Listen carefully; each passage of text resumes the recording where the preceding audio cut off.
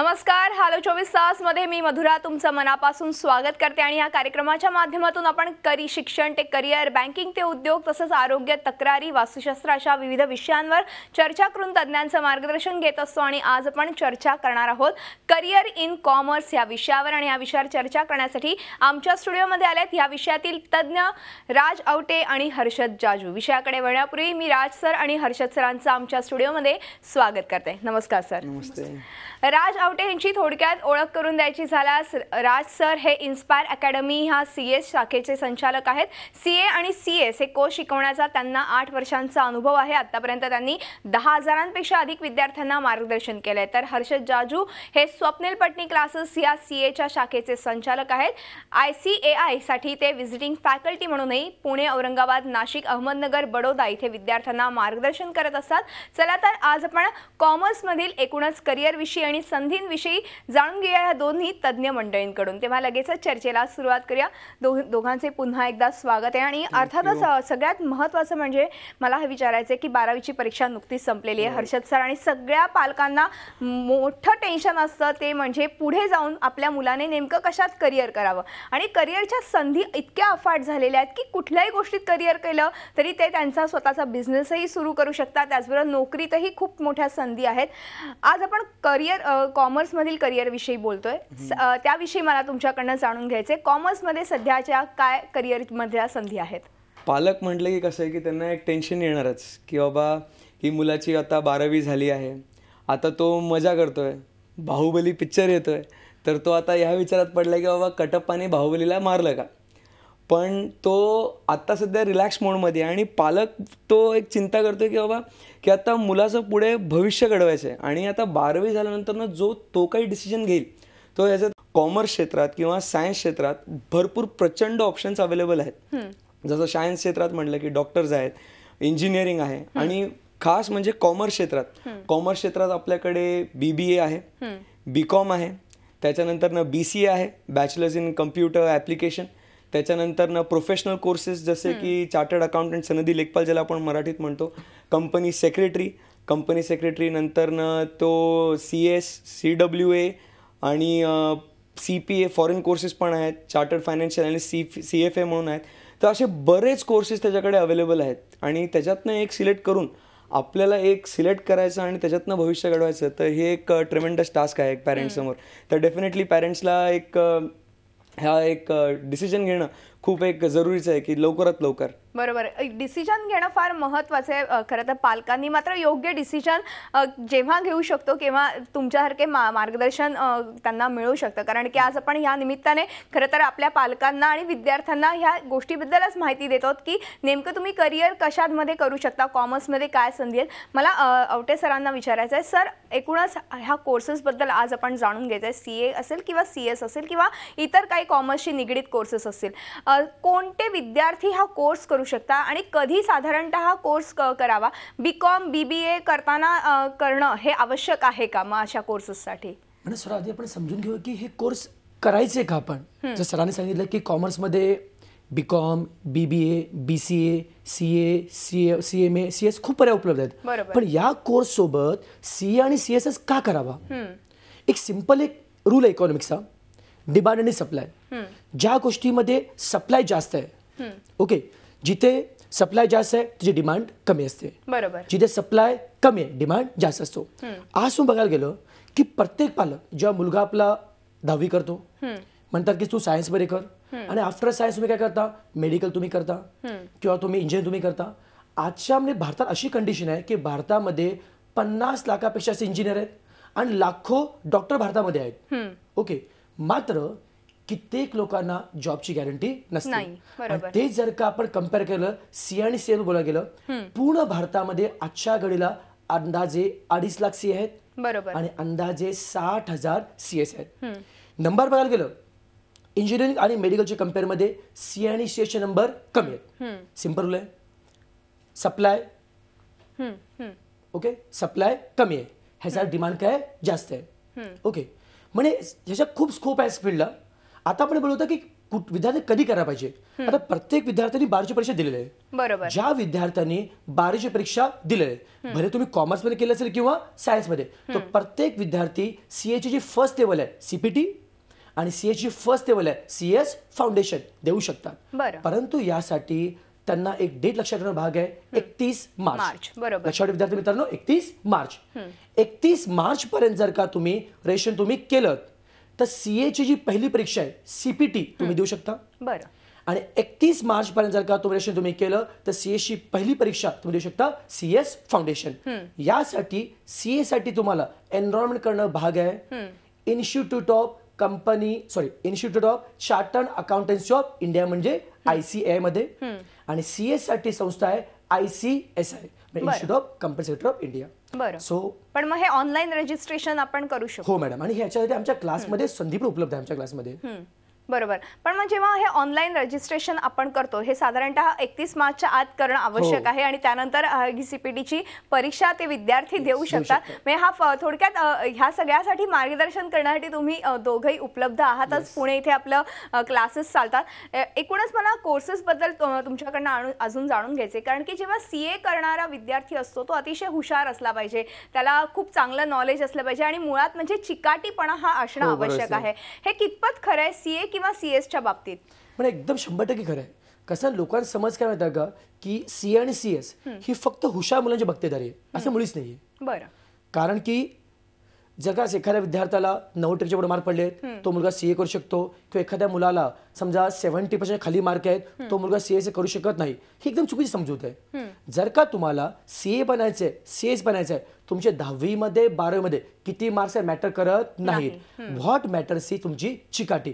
जर का तुम्ही दररोज तुम्ही सिस्टमॅटिकली दररोज तुम्ही 3 ते 4 तास तुम्ही अभ्यास केला, आरामात तुम्ही सीए आणि सीएसची परीक्षा पहिल्या पास होऊ शकता तुम्ही. बरोबर. सो चिकाटी खूप महत्वाची आहे. बरोबर. अर्थातच चिकाटी फार आवश्यक आहे. मात्र हा कोर्स अवघड आहे असं बोललं जातं, त्याविषयी हर्षद सर काय सांगाल? अवघड हा एक गैरसमज आहे. बरं.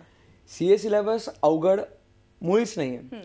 ह्याच्यात कसं आहे की सीए सिलेबस हा एकदम वास्ट सिलेबस आहे.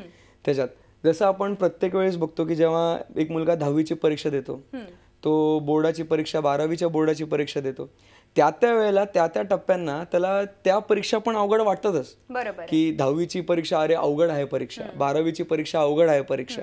तर स्वाभाविक आहे जेव्हा तो एक नवीन प्रोफेशनल कोर्सेसकडे वळतो तर त्याला असं दिसतंय की बाबा हे कोर्सेस खूप अवघड आहेत. कारण का आपण बघतो की जो निकाल लागतो या कोर्सेसचा तो फारच कमी आहे. खरंय. पण त्याच्यात जे आपले क्लासेस आहेत, जसं स्वप्नील पटनी क्लासेस जी डेडिकेटेड अकॅडमी आहे जी आपण 2010 मध्ये सुरू केली, तर त्या अकॅडमीमध्ये स्वप्नील पटनी क्लासेसमध्ये आपण कसं आहे की एकदम स्टुडंट्सला ते एवढं आपण त्याला एकदम डिटेलमध्ये कॉन्सेप्ट समजवतो, त्याच्याकडनं क्युम्युलेटिव्ह वारंवार त्याच्याकडनं ते रिवाईज करून घेतो. ते सगळं झाल्यानंतरनं आपण त्याच्याकडनं ते वारंवार म्हणजे दर आठवड्याला टेस्ट लिहून घेतो. जसं शाळेत होतं तसं 12वीत होतं. पण कसं आहे की ते प्रोफेशनल कोर्सेसकडे आल्यानंतर होत नाही. आणि मूळ म्हणजे असा गैरसमज का निर्माण होतो की ते अवघड आहे म्हणून. कसं आहे की 10वी 12वी पर्यंत किंवा बीकॉमच्या पर्यंत कॉलेजेस असतात. बरोबर. हे प्रोफेशनल कोर्सेस ज्याची आपण माहिती करतो, जे आकर्षित कोर्सेस आहेत आता सध्या की सीए आणि सीएस हे डिस्टन्स लर्निंग कोर्सेस आहेत. बरं. तर त्याच्यात कुठलं कॉलेज नाही किंवा कुठलं काही असं इन्स्टिट्यूटमध्ये क्लासेस नाही. तर त्यामुळे प्रायव्हेट कोचिंगचं खूप हे म्हणजे महत्त्व आहे. बरोबर. राईट. तर त्यामुळे आपण जसं सीए साठी स्वप्नील पटनी क्लासेस, सीएस साठी इन्स्पायर अकॅडमी, आपण तसंच केलं की डेडिकेटेड अकॅडमीज केलेत की बाबा तो इन्स्पायर मध्ये गेला तर त्याला सीएस मध्ये पूर्ण म्हणजे काय आहे A to Z त्याला तिकडे मिळेल. सीपीटी मध्ये IPCC मध्ये फायनल मध्ये सीए साठी आला तर त्याला स्वप्नील पटनी क्लासेस पूर्ण आहेत. तर हा जो त्याचा गैरसमज आहे की खूप अवघड आहे का, कसं होईल, कसं करायचं, कुठे जायचं, कधी करायचं, या सगळ्या प्रश्नाचं उत्तर म्हणजे आहे की स्वप्नील पटनी क्लासेस आणि इन्स्पायर अकॅडमी, की ते जिकडे आपण त्याला ते मार्गदर्शन देतो की त्याला ते खूप म्हणजे एक सोपं पडेल त्याला फ्युचरमध्ये. बरोबर. म्हणजे थोडक्यात हा कोर्स ज्या विद्यार्थ्यांना करण्याची खरोखरच इच्छा असेल त्यांनी खरं तर 31 मार्चच्या आत आपलं रजिस्ट्रेशन करावं आणि त्यानंतर तुमच्या क्लासेसमध्ये येऊन तुमचं मार्गदर्शन घ्यावं. एक गुरु म्हणून तुम्ही जेव्हा विद्यार्थ्यांकडे बघता तेव्हा विद्यार्थ्यांना A to Z नॉलेज, जसं आता तुम्ही म्हणालात की ते पूर्णतः नॉलेज मिळालंच पाहिजे, ह्याच्यासाठी तुम्ही खूप जबाबदारीने त्यांच्याशी बोलतात किंवा त्यांना शिकवतात. त्याविषयी मला तुमच्याकडनं जाणून घ्यायचं आहे. कम्प्लीट नॉलेज खूप आवश्यक आहे आजच्या काळात. म्हणजे आजचं जे जग आहे ते कंटिन्युअस चेंज होत राहत आहे. ते म्हणतात ना, change is the only permanent thing. Sir त्यामुळे कसं होतं की एवढे चेंजेस येत आहेत, तर ऑपॉर्च्युनिटीज भरपूर आहेत. आणि जर आपण आउटडेटेड राहिलो, याविषयी जर आपण आउटडेटेड राहिलो, तर आपल्याला इंडस्ट्रीमध्ये आपल्याला काही किंमत नाही. तर आपण क्लासेसमध्ये कसं आहे की ते रिसेंट डेव्हलपमेंट्स होतात, तर त्याची माहिती स्टुडंट्सपर्यंत पोहोचवतो. आपण ठिकठिकाणी आपले लेक्चर्स दे मार्गदर्शन यूट्यूबवर आपण व्हिडिओ लेक्चर्स टाकतो की जसं काय काय चेंजेस झाले, अमेंडमेंट झाले, तर आपण ते यूट्यूबवर टाकतो. आपलं स्वप्नील पटणी क्लासेस म्हणून चॅनल आहे, इन्स्पायर अकॅडमी म्हणून चॅनल आहे. सर जे कसं ते स्टुडंट्स ज्यांना की जे लांब असतात, जे क्लासेस झाल्यानंतर पुण्यातनं क्लासेस झाले तर ते परत येऊ शकत नाही, तर त्यांना इंटरनेटच्या माध्यमातून आपण ते त्यांना सगळीकडे ते प्रोव्हाइड करतो. प्लस हेही नाही की आपले स्टुडंट्स ज्यांना फॅसिलिटीज आहेत, कधी कधी कसं होतं की बाहेरनं स्टुडंट इकडे पुण्यात येणं म्हणजे CPT-साठी तर आवश्यक आहे, त्याला काउन्सिलिंग, कारण का तो एकदम असा नादान आहे. तर पण IPCC फायनल यासाठी आपल्या अख्ख्या इंडियात 130 सिटीज त्यामध्ये आपले शाखा चालतात पूर्ण भारतात. तर त्याच्यात कसं की स्टुडंटनी तिथनं येऊन इकडे पुण्यात येणं, इकडे राहणं, तर ते खूप एक पॅरेंट्सला पण कसं तरी वाटतं की आपल्या मुलाला एवढं लांब पाठवायचं, आणि प्लस स्टुडंटला पण एक नवीन एन्व्हायरमेंटमध्ये राहणं.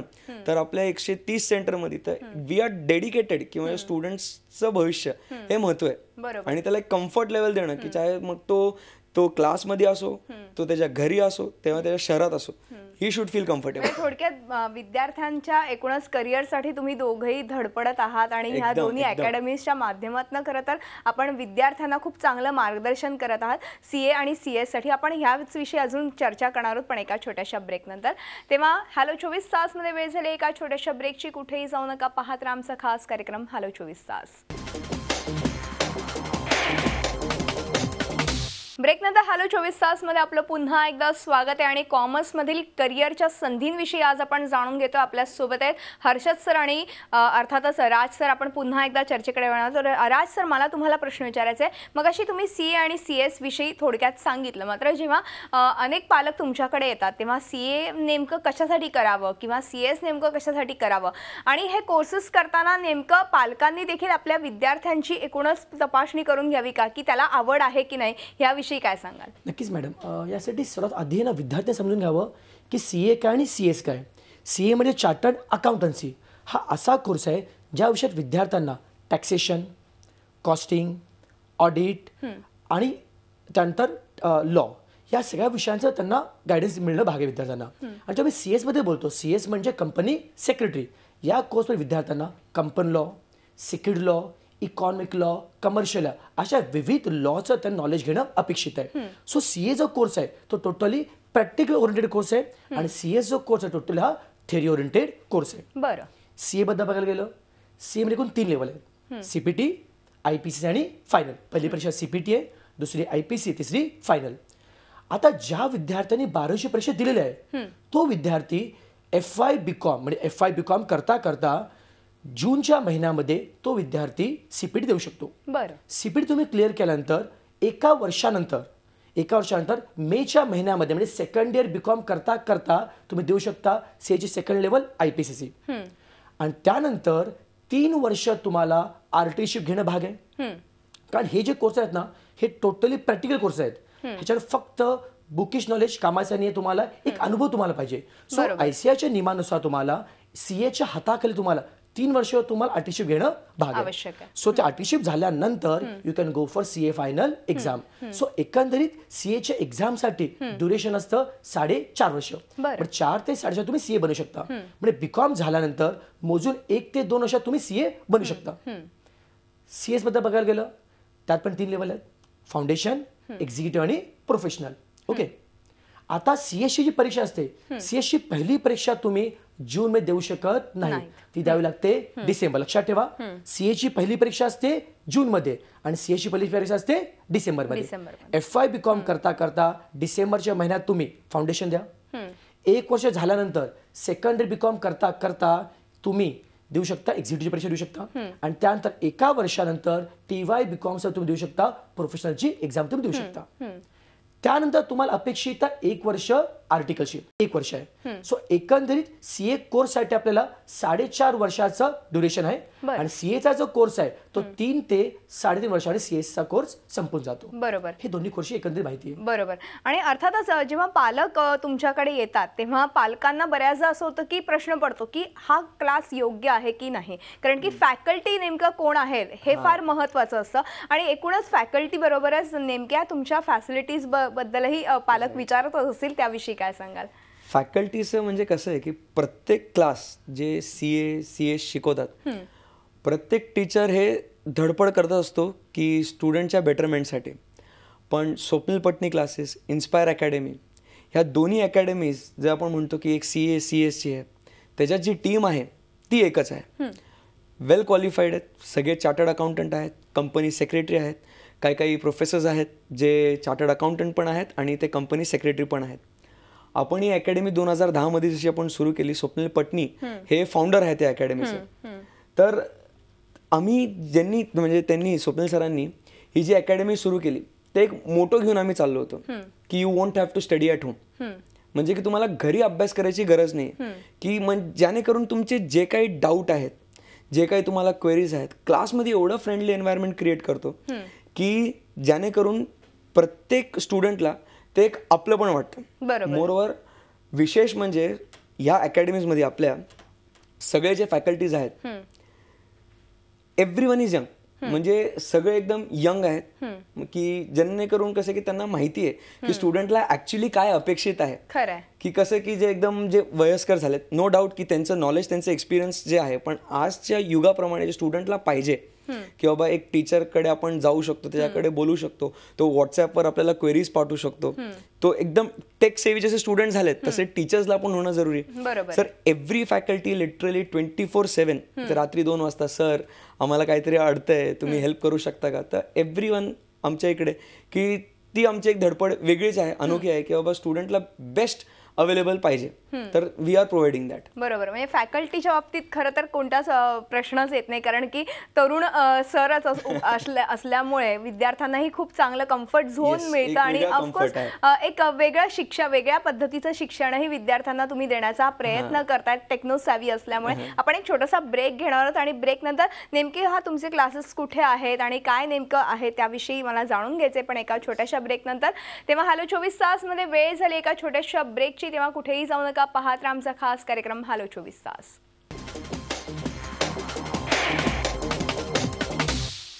ब्रेक नंतर हॅलो 24 तास मध्ये आपलं पुन्हा एकदा स्वागत. करिअर इन कॉमर्स याविषयी आज आपण जाणून घेतोय. आपल्या सोबत आहेत राज सर आणि हर्षद सर. मी पुन्हा एकदा चर्चेकडे येते.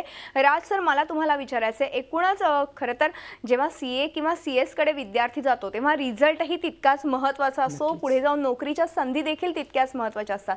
त्याविषयी काय सांगाल आणि तुमच्याच क्लासमध्ये विद्यार्थ्यांनी का प्रवेश घ्यावा त्याविषयी? प्रत्येक क्लास आपल्यापर्यंत चांगलं मार्गदर्शन करत असतो.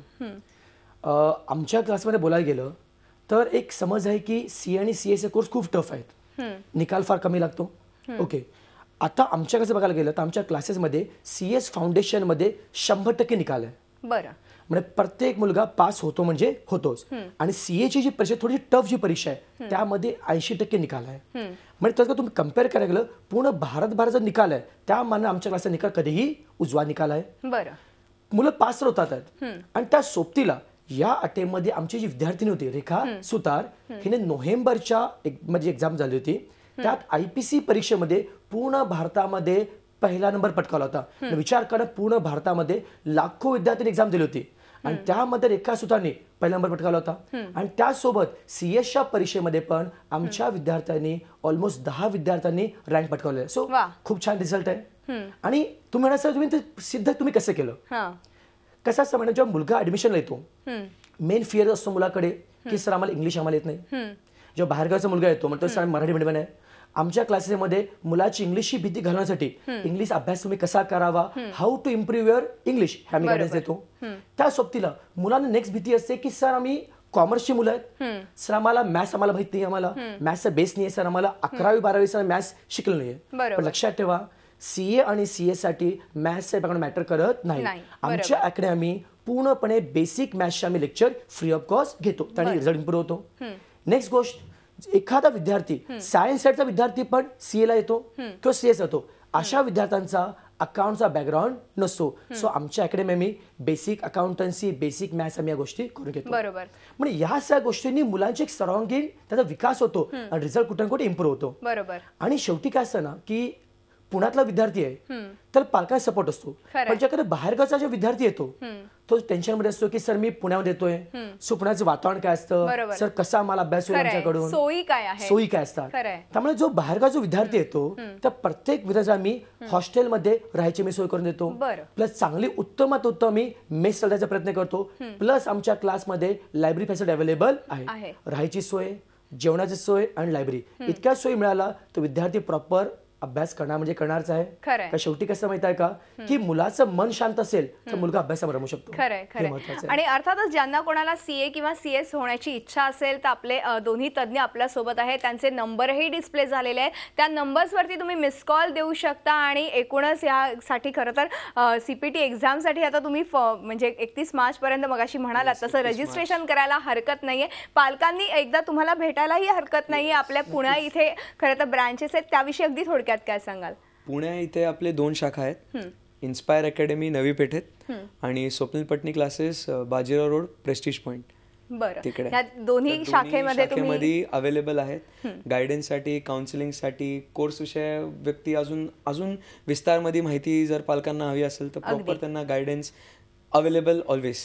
खरंय खरंय. खूप छान माहिती तुम्ही कॉमर्समधील ह्या करिअर विषयी दिलेली आहेत. वेळ संपल्यामुळे सर आज आपल्याला इथेच थांबावं लागते, मात्र तुम्ही दोघंही आलात आणि खूप छान मार्गदर्शन केलं, त्याबद्दल मनपूर्वक धन्यवाद. 24 तास आम्ही आभारी आहोत. तेव्हा हॅलो 24 तास या आमच्या खास कार्यक्रमात इथेच थांबतो. तुम्ही पाहत राहा झी 24 तास, रहा एक पाऊल पुढे.